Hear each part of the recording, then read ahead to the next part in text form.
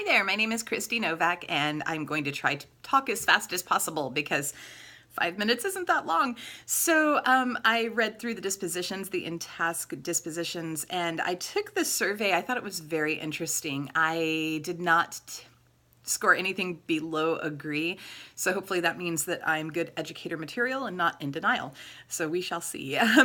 I really felt that the two that I possessed the most were the disposition where it says that educators should be sensitive to individual learning needs and to the individual backgrounds and social needs of children.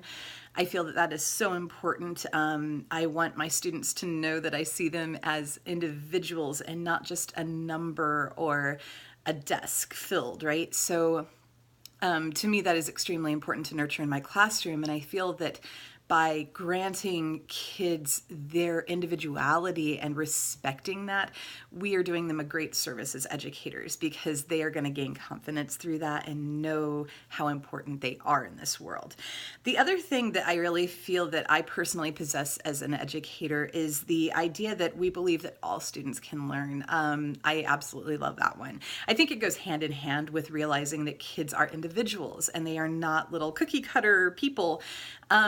By realizing that every student in my classroom can learn, I am again respecting them and hopefully giving them confidence by setting those realistic expectations and letting them know that that their thought that maybe they can't learn isn't a good excuse. They have to be held responsible for what they can accomplish. And I let my students know that I believe they can accomplish anything.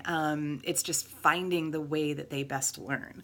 So the dispositions that I felt that I need to work on were the idea that teachers can understand the effect of community involvement. I've never really thought of myself as much of a public advocate or a political person, but as soon as I read that and kind of thought, well, that's not really me, I also thought about the Red for Ed movement and how I participated with my school in the walkouts. I didn't have a chance to go downtown, but I really respected my colleagues who did, and I supported what they were doing. So I can kind of see how I'm on that road.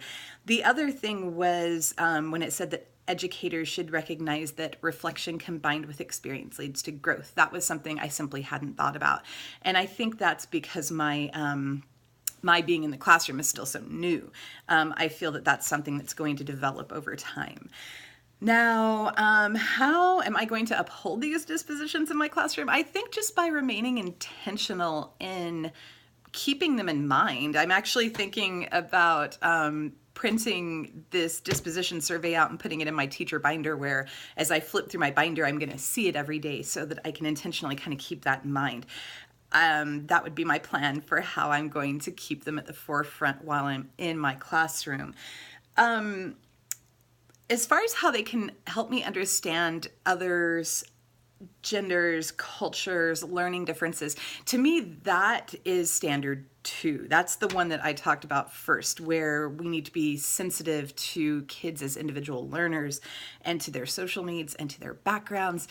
I think that because that's something I'm passionate about, that's going to kind of go hand in hand, and I feel that that's going to kind of hold that up.